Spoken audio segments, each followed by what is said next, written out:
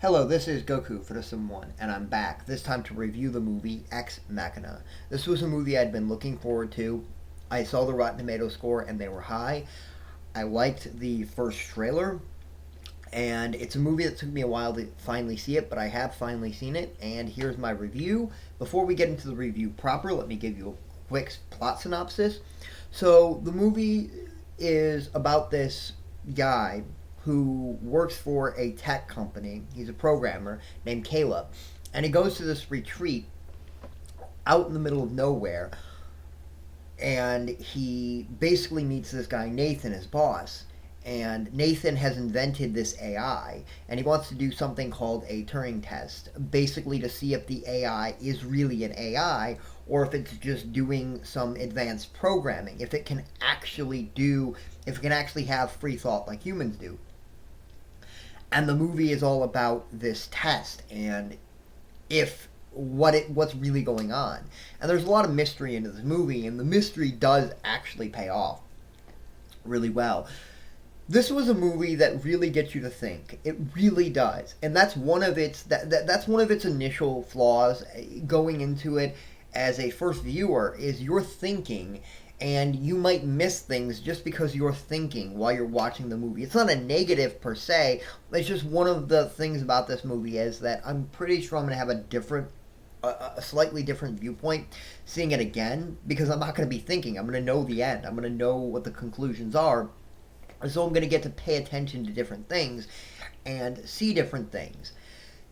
But this movie is not distracting. Don't let me make it seem like that. It's not a distracting movie. It's just there's so many concepts and so many ideas about this.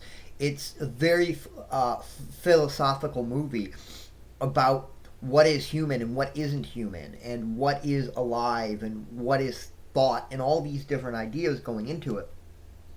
And it really does dive into those ideas in a really, really thoughtful and a really good way. And I really liked the movie for what it was doing. The movie moves at a really nice pace, and it's a movie that I could just sit back and enjoy the movie as I was watching it and enjoy what was going on.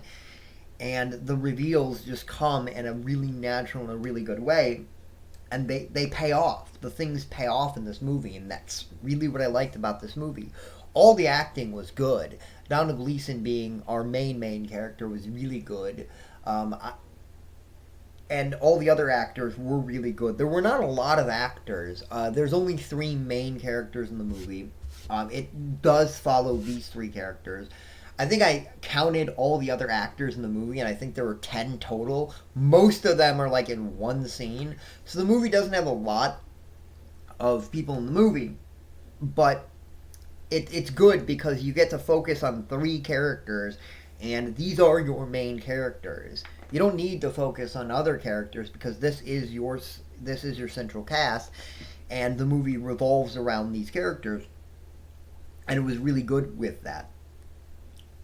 So yeah, I really like this movie. I can't think of a negative that's not a spoiler, and if there is a negative, it is a nitpick, but it would be a spoiler nitpick, so I can't really go into that. I do highly recommend this movie if you like sci-fi and if you like. It's not really cyberpunk, but it's kind of cyberpunk. It has cyberpunk themes, absolutely. And yeah, because you don't really get to see the world outside of this little facility, so you don't really get to see what the world is. But yes, please leave a comment below. Tell me what you think. Tell me if you like this movie. This was Goku for the Someone, and I'll see you next time. YouTube.